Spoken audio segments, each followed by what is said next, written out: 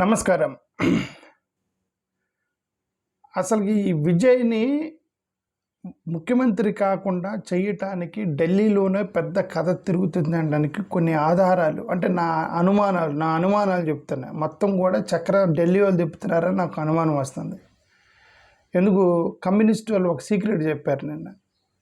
Communist పార్టీలో ఒక secret చెప్పారు. ఆ సీక్రెట్ చెప్పిన తర్వాత ఏఐడిఎంకే వాళ్ళు బిహేవ్ చేస్తున్న తీసుకున్న నిర్ణయాలు కమ్యూనిస్ట్ వాళ్ళు చెప్పినటువంటి నిర్ణయం వీటన్నిటిని బట్టి చూస్తే గవర్నర్ చేస్తున్నటువంటి కార్యక్రమాలు ఇవన్నీ చూస్తే వెనక పక్క చక్రం ఢిల్లీలో తిప్పుతున్నారని ఇంతకన్నా నిదర్శనం లేదు. ఓకే, ఇప్పుడు విజయ్ గురించి మాట్లాడిపోయే ముందు మీకు ఒక విషయం చెప్పాలి. మేము నిన్న కాలేజీ లెక్చరర్లు, యూనివర్సిటీ ప్రొఫెసర్లు, టీచర్లు, school government and private school teachers అంటే అకాడమిషియన్స్ తోటి మేము మీటింగ్ పెట్టుకున్నాము. దళితులకి జరుగుతున్నటువంటి కొన్ని కష్టాలు నష్టాలు మాట్లాడుకున్నాము.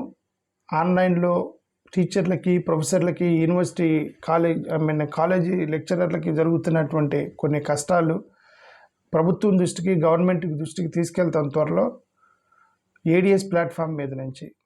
సో మీరు స్టూడెంట్స్ కానీ, కాలేజీ లెక్చరర్లు కానీ, ప్రొఫెసర్లు కానీ, లేదంటే స్కూల్ టీచర్లు కానీ, ప్రైవేట్ కానీ గవర్నమెంట్ కానీ టీచర్లు కానీ మీరు ఏడిఎస్లో భాగమైతే మనం వీళ్ళకి న్యాయం చేయగలుగుతాం. మనం దళిత టీచర్లకి, దళిత లెక్చరర్లకి వాళ్ళకి మనం న్యాయం చేయాలంటే మీరందరూ మన ప్లాట్ఫామ్ మీదకి రావాలి. ఏడిఎస్ ప్లాట్ఫామ్ మీదకి వస్తే వీళ్ళకి మనం న్యాయం చేస్తాం.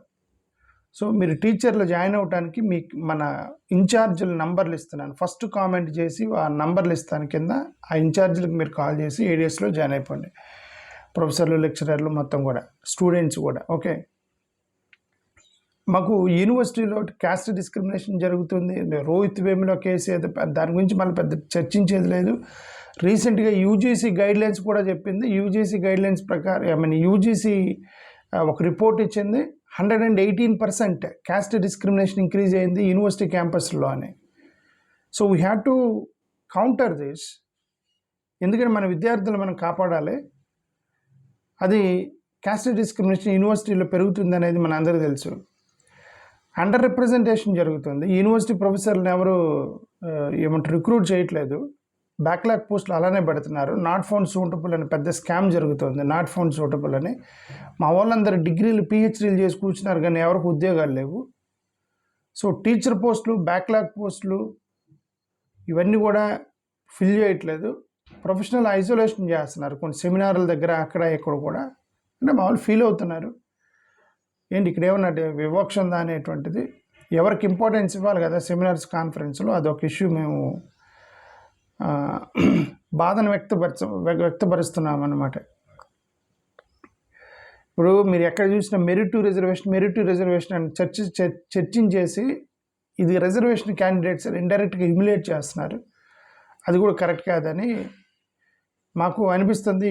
కాలేజీ విద్యా సంస్థలు అనేవి దేవాలయాలు అన్నప్పుడు విద్యా సంస్థలు చాలా దేవుని యొక్క సమక్షంలో ఎంత ప్రశాంతంగా ఉండాలో అలా ఉండాలి. మరి దేవాలయాల్లో కూడా కులమే వస్తుందంటే ఇంక మరి అది మనం చూడాలి. Obviously it will lead to mental stress and mental ప్రెజర్కి గురవుతారు వీళ్ళందరూ కూడా. సో ఇవన్నీ కూడా మనం డీల్ చేయబోతున్నాము. డీల్ చేయాలంటే మీరందరూ కూడా ఏడిఎస్ ప్లాట్ఫామ్ మీదకి రావాలి. ఆల్ టీచర్లు, ప్రొఫెసర్లు, యూనివర్సిటీ ప్రొఫెసర్లు, టాప్ లెవెల్ సెంట్రల్ యూనివర్సిటీ ప్రొఫెసర్లు అటెండ్ అయ్యారు నిన్న. We felt happy with our meeting. Now నంబర్లు ఇస్తున్నాను, జాయిన్ అవ్వండి వాళ్ళు కాల్ చేసి. ఇప్పుడు మనం విజయ్ దగ్గరికి పోదాం. విజయ్ గవర్నమెంట్ ఫామ్ చేయడానికి ఫస్ట్ నేను గతంలో కూడా చెప్పినట్టు విజయ్ని అప్రిషియేట్ చేయాలి ఫస్ట్. ఎందుకు ఇన్ని కష్టాలు పడుతున్నాడు చూసారా? ఏ పొరపాటును కూడా ఎందుకు నాకు ఇన్ని కష్టాలు, నేను వెళ్ళి భారతీయ జనతా పార్టీ వాళ్ళతో మాట్లాడుకొని గవర్నమెంట్ ఫామ్ చేస్తే అయిపోయింది కదా అని ఇంతవరకు అనుకోలేదు. చాలా కష్టాలు పడుతున్నాడు. 3 సార్లు వెళ్ళాడు గవర్నర్ దగ్గరికి. 3 సార్లు తెలిసి అది అన్యాయం అని 3 సార్లు తిప్పి పంపించారు అతన్ని. ఏ దుక్కు దికాణంలో ఉన్నోడికి గవర్నమెంట్ ఫామ్ చేయండి అని చెప్పి మహారాష్ట్ర, గోవా అక్కడెక్కడ ఇచ్చారు. కానీ ఇతనికి 3 సార్లు కళ్ళ ముందు కనిపిస్తుంది. నేను యాక్చువల్గా డిఎంకేకి సపోర్ట్ చేసేవాడు. నేను ఎన్నికల ముందు నేను డిఎంకేకి సపోర్ట్ చేశాను. నేనేమనుకున్నా విజయ్కి వెనక భారతీయ జనతా పార్టీ ఉందని రూమర్లు ఉన్నాయి కదా, నేను కూడా మీలాగా ఆన్లైన్ నమ్మేవాడిని. ఆన్లైన్ నమ్మాను రూమర్లోనే. ఇప్పుడు నాకు తెలుస్తుంది విజయ్ ఈజ్ స్ట్రాంగ్ సెక్యులర్. ఇతను ఎన్ని కష్టాలు పడుతున్నాడు కానీ వాళ్ళ వైపుకి వెళ్ళడానికి ట్రై చేయట్లేదు. డిఎంకే వాళ్ళు కాంప్రమైజ్ అయ్యారని నిన్న వీళ్ళు కమ్యూనిస్టులు చెప్తే నేను షాక్ తిన్నా. మనం ఒక్కోసారి ఈ ఆన్లైన్లో చదివేవి కూడా ఆన్లైన్లో నాకు తెలియదు కదా, నాకు ఏమేం తెలియదు, అన్నీ ఆన్లైన్లో ఫాలో అవటం నాకు తెలిసిన సమాచారం. None of these politicians will be in touch with me. I'm in touch with online sources.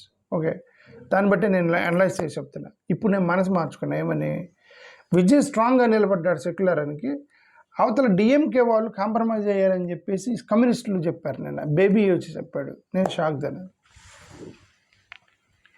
BJP ఇప్పుడు ఫస్ట్ ఆఫ్ ఆల్ విజయ్ పళనిస్వామితోటి ఏఐడిఎంకే నాయకులతో విజయ్ ఫస్ట్ వాళ్ళతో చర్చలు జరిపారు. వాళ్ళతో చర్చలు జరిపినప్పుడు వీళ్ళు పెట్టిన కండిషన్ ఒకటే, మీరు ఎన్డీఏ నుంచి బయటికి రండి. ఎందుకంటే మనది సెక్యులర్, ఇది మనది సెక్యులర్ పార్టీ, సెక్యులర్ ఎలయన్స్ కాబట్టి మీరు ఎన్డీఏ నుంచి బయటకు వస్తే మేము మీతో జాయిన్ అవుతాం అన్నారు.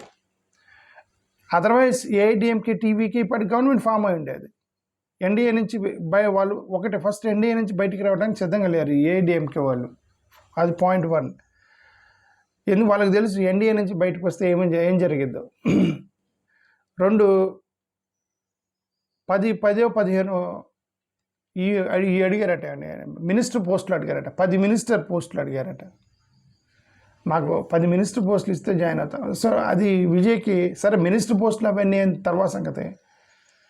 ఫస్ట్ ఆఫ్ ఆల్ ఎన్డీఏ నుంచి బయటికి రమ్మంటే వాళ్ళు బయటికి రాలేదు కాబట్టి ఇది ఎలియన్స్ ఫామ్ అవ్వలేదు టీవీకేకి సంబంధించి ఏడీఎంకేకి. ఎన్డీఏ నుంచి బయటికి రాకుండా అడ్డుకుంటుంది ఎవరు? వాళ్ళ పైన ఉన్న వాళ్ళకి తెలిసి ఇతను వీళ్ళు ఎన్డీఏ నుంచి వస్తే వెంటనే వాళ్ళకి ఇంటికి ఈడీ సిబిఐ మొత్తం వచ్చేస్తే ఇంటికి అని చెప్పి వాళ్ళు రారు ఏఐడిఎంకే వాళ్ళు. అది ఒకటి మనకు అర్థమైంది. రెండో ఆప్షన్, నిన్న కమ్యూనిస్ట్ అతను బయటకు వచ్చి చెప్పాడు, ఎంఏ బేబీ చెప్పాడు అతను. డిఎంకే వాళ్ళు వీళ్ళని పిలిచి చెప్పారట, మనం బయట నుంచి మద్దతు ఇద్దాం ఏఐడిఎంకేకి. అంటే అర్థం విజయ్ గవర్నమెంట్ని ఫామ్ చేయకుండా చూద్దాం, విజయ్ ప్రైమరీ టార్గెట్, అతను గవర్నమెంట్ ఫామ్ చేయకుండా చూద్దాం, మనం బయట నుంచి ఏఐడిఎంకే మద్దతు ఇద్దామని డిఎంకే వాళ్ళు మమ్మల్ని పిలిచి చెప్పారు అన్నారట అని చెప్పాడు అతను నేషనల్ ఛానల్లో కూర్చొని. అందుకని మేము కమ్యూనిస్టులం కాబట్టి ఇదేంటి మీరు ఏఐడిఎంకేకి మద్దతు ఇవ్వటం ఏంటి? వాళ్ళు బీజేపీతో ఎలియన్స్లో ఉన్నారు కదా, బీజేపీతో ఎలియన్స్లో ఉంటే మీరు మద్దతు ఇవ్వటం ఏంటి? అది మన ఐడియాలజికల్ సిద్ధాంతానికి వ్యతిరేకం కదా, మేము ఒప్పుకోమని మేము కమ్యూనిస్టులు బయటకు వచ్చి ఇప్పుడు టీవీకేకి మద్దతు ఇస్తున్నాం. అదర్వైజ్ మేము డిఎంకేతో ఉండేవాళ్ళమే. డిఎంకే వాళ్ళు ఎప్పుడైతే ఇది చెప్పారో ఏమని బయట నుంచి మద్దతు ఇద్దామని అనుకుంటున్నాము ఏఐడిఎంకే గవర్నమెంట్కి, విజయ్ గవర్నమెంట్ ఫామ్ అవ్వకుండా అని మేము అనుకుంటున్నామని ఎప్పుడైతే అన్నారో అప్పుడు మేము బయటకు వచ్చామని కమ్యూనిస్టులు చెప్పారు. అంటే అర్థం ఇక్కడ ఏ డిఎంకేని కూడా మనం అప్రిషియేట్ చేయాలి. ఎందుకు బయట నుంచి మద్దతు ఇద్దాం అనుకుంటున్నాం అంటే అర్థం వీళ్ళు గవర్నమెంట్లోకి వెళ్ళడానికి సిద్ధంగా లేరు. ఎందుకంటే they are part of BJP. వీళ్ళు కూడా కండిషన్ పెట్టారు. ఏమని డిఎంకే వాళ్ళు కూడా పళనిస్వామికి కండిషన్ పెట్టారు, మీతో జాయిన్ అవ్వాలంటే మీరు ఎన్డీఏ నుంచి బయటికి రావాలి, అదర్వైజ్ నాట్ పాసిబుల్ అని. ఆ కండిషన్ కూడా వాళ్ళు ఒప్పుకోవట్లే. ఇదంతా చక్కని తిప్పుతున్నారు కానీ ఒక పని చేయట్లే ఏఐడిఎంకే వాళ్ళు ఎన్డీఏ నుంచి బయటికి రావట్లేదు. ఎన్డీఏ నుంచి బయటకు వస్తే ఈ పార్టీకి ఎవరో డిఎంకేతో కానీ టీవీకేతో కానీ గవర్నమెంట్లోకి వచ్చి ఉండేవాళ్ళు ఏఐడిఎంకే వాళ్ళు. సో వాళ్ళు they are sticking to the NDA నుంచి బయటికి రావట్లేదు వాళ్ళకి తెలుసు. వాళ్ళు బయటకు వస్తే అక్కడ పైన వాళ్ళకి కోపం వస్తే ఏం జరిగిద్ది అని వాళ్ళకి తెలుసు. సో వాళ్ళ వీక్నెస్ ఏమని తెలిసామో వాళ్ళు రావట్లేదు బయటికి. So it is a fight between ఐడియాలజీకి పవర్కి రైవల్రీ. ఈ మూడు కూడా దేనికి ప్రయారిటీ ఇవ్వాలనేది పొలిటికల్ పార్టీలు సఫర్ అవుతూ ఉంటాయి. ఒకటి ఐడియాలజీకి ప్రయారిటీ ఇవ్వాలా, రైవల్రీకి ప్రయారిటీ ఇవ్వాలా, లేదంటే పవర్కి ప్రయారిటీ ఇవ్వాలనేది ఒక్కోసారి అర్థం కాదు రాజకీయ నాయకులకి. ఇప్పుడు ఈ ఐడియాలజీకి కట్టుబడి ఉంది. మనం వన్ థింగ్ అప్రిషియేట్ చేయాల్సింది ఏంటంటే ఐడియాలజీ కట్టుబడి ఉంది. ఈ మూడు పొలిటికల్ పార్టీలు మనం అప్రిషియేట్ చేయాలి. వాళ్ళ రైవల్రీ ఏం చూడరు, ఐడియాలజీ మీద ఉంటారు. భారతీయ జనతా పార్టీ వాళ్ళు, కాంగ్రెస్ పార్టీ వాళ్ళు, కమ్యూనిస్ట్ పార్టీలు ఈ మూడింటిని మనం అప్రిషియేట్ చేయాలి. బీజేపీ, కాంగ్రెస్ అండ్ వాళ్ళ ఐడియాలజీ దాటరు. వాళ్ళకి ఒక లైన్ ఉంటుంది. సెక్యులర్ లైన్ ఏమో కాంగ్రెస్కి, కమ్యూనిస్టులకు ఉంటుంది. వాళ్ళకి ఒక లైన్ ఉంటుంది. బీజేపీ వాళ్ళకి మతతత్వ కమ్యూనల్ లైన్ ఉంటుంది. వాళ్ళు ఆ లైన్ దాటరు. సో దాన్ని బట్టుకుని వాళ్ళు ఇవన్నీ వేస్తూ ఉంటారు. రెండోది రైవలరీ. ఇంక ఈ ఐడియాలజీ ఎన్నొద్దు, మా రైవల్ ఎవడు అని చెప్పేసి ఇక్కడ వైసీపీ, టీడీపీ ఐడియాలజీ లేదు, పవర్ అఫ్కోర్స్ పవర్ లేకుండా ఉండేది, పవర్ కోసం ఇదంతా. బట్ రైవలరీ, టీడీపీ మా రైవల్ అని చెప్పేసి వైసీపీ వాళ్ళు, వైసీపీ వాళ్ళే మా రైవల్ అని వాళ్ళు. ఇప్పుడు అలాగే డిఎంకే, ఏఐడిఎంకే వాళ్ళిద్దరు యాక్చువల్ రైవల్స్, వాళ్ళిద్దరు కలవడానికి సిద్ధపడ్డారు. ఏదైనా రైవల్ అనేది ఒక సెకండ్ ఆప్షన్. అది రైవల్ మీద పనిచేయటం. రైవల్ మీద పనిచేసినప్పుడు మరి ఇంక రైవల్ మీద పనిచేసినా కూడా మరి రైవల్గానే ఉండాలి కదా. మళ్ళీ మరి ఇద్దరు కూడా నేషనల్లో ఒక పొలిటికల్ పార్టీకి మద్దతు ఇస్తున్నారు. అక్కడ ఇంక దానికి కాంప్రమైజ్ అవుతారు. లైక్ కమ్యూనిస్టులు, కాంగ్రెస్ వాళ్ళు ఇద్దరు కొట్టుకొని కేరళలో ఇద్దరు ఇండియా బ్లాక్లో ఉన్నట్టు ఇక్కడ టీడీపీ, వైసీపీ ఇద్దరు కొట్టుకొని ఇద్దరు ఎన్డీఏకి మద్దతు ఇస్తారు వీళ్ళు. ఓకే, బట్ రైవల్కి మేజర్గా రైవల్ అనే దాని మీద పనిచేస్తున్నారు. వాళ్ళిద్దరు రైవలరీ అనమాట. ఇక ఐడియాలజీ లేదు, ఇది లేదు. మూడోది రైవల్ లేదు, ఐడియాలజీ కూడా లేదు, పవరే ఇంపార్టెంట్. ముఖ్యంగా చంద్రబాబు నాయుడు గారికి ఎన్ని ఉండవు. ఒకసారి ఇంటర్వ్యూలో కూర్చొని చెప్పాడు, winnowing is the most important అన్నాడు. ఏంటి మీరు ఒకసారి కాంగ్రెస్కి వెళ్తారు, ఒకసారి బీజేపీకి వెళ్తారంటే ఆయన vote polarization is most important Chandrababu Naidu గారే అన్నారు. ఆయనకి రైవలరీ ఉండదు, ఐడియాలజీ ఉండదు. ఎలాగైనా ఎన్నికల్లో గెలవాలంటే ఏం చేయాలి, ఎవరు గెలుస్తారంటే వాళ్ళ దగ్గర పోవాలి, టక్కున మనం అక్కడ గెలిచి సీట్లో కూర్చోవాలి. పవర్ మీద పనిచేసేవాళ్ళు చంద్రబాబు నాయుడు గారు లాంటి వాళ్ళు, ఇట్లాంటి వాళ్ళు చాలామంది ఉన్నారు. ఓకే, బట్ ఏదైనా ఈ ఎంటైర్ ట్రాన్సాక్షన్లో నిన్న ఒకటి కమ్యూనిస్టులు చెప్పిన సిద్ధాంతం ఏంటంటే, మేము ఐడియాలజికల్గా వాళ్ళకి వ్యతిరేకం కాబట్టి డిఎంకే వాళ్ళకి మద్దతు ఇస్తున్నామని మేము బయటకు వచ్చి వీసీకేకి మద్దతు ఇచ్చామన్నారు. కాంగ్రెస్ వాళ్ళు కూడా మీరు ఎందుకు మద్దతు ఇచ్చారంటే వాళ్ళు చెక్ పెట్టారు. కాంగ్రెస్ వాళ్ళు ఏమన్నారు, మేము కనుక టీవీకేలో జాయిన్ అవ్వకపోతే రాష్ట్రం బీజేపీ చేతిలోకి పోతుంది, అది మాకు ఇష్టం లేదు, మేము బ్లాక్ చేద్దాం అనుకున్నాం, బ్లాక్ చేసాం అని వాళ్ళు చెప్పారు. కాంగ్రెస్ వాళ్ళు చెప్పింది. ఈ ఎంటైర్ ట్రాన్సాక్షన్లో గవర్నర్ యొక్క బిహేవియర్ మనం జాగ్రత్తగా చూస్తే, గవర్నర్ అసలు ఫస్ట్ టైంలోనే అతనికి అవకాశం ఇవ్వాలి. The largest political party, largest పార్టీకి మీరు అవకాశం ఇవ్వాల. అప్పుడు 107 మందే ఉన్నారు. అతన్ని ప్రమాణ స్వీకారం చేపిస్తే ఈ పార్టీకి అతని కంట్రోల్లోకి పోలీసులు వ్యవస్థలు మొత్తం అతని కంట్రోల్లోకి వచ్చేస్తాయి. అతని కంట్రోల్లోకి వస్తే ఈజీగా అతను పుల్అప్ చేసుకుంటాడు. బ్లాక్ చేశాడు గవర్నర్ అతన్ని. తర్వాత ఈయన్ని బ్లాక్ చేశారు. ఎవరు? కాంగ్రెస్ వాళ్ళు వచ్చారు. కాంగ్రెస్ వచ్చిన 112 మంది ఉన్నారు. ఇప్పుడన్నా హ్యూమన్ వెళ్ళాడు, అప్పటికే లేదు నాకు అనుమానం ఉంది, నువ్వు ఎవరు బ్లాక్ చేస్తున్నారు? Governor blocking. అటు పక్క ఏఐడిఎంకి ట్రై చేస్తుంది, డిఎంకే బ్లాక్ చేయడం ట్రై చేస్తుంది. ఇటు పక్క గవర్నర్ బ్లాక్ చేస్తున్నాడు. ఓకే, డిఎంకే వాళ్ళు బ్లాక్ చేయడానికి కారణం ఏంటంటే Udhayanidhi Stalin is also cinema hero, ఇతను కూడా సినిమా హీరో. వాళ్ళిద్దరికి ఎలాగో రైవలరీ ఉండిద్ది, సినిమా ఇండస్ట్రీలో రైవలరీ ఉండిద్ది, ప్లస్ పొలిటికల్ రైవలరీస్.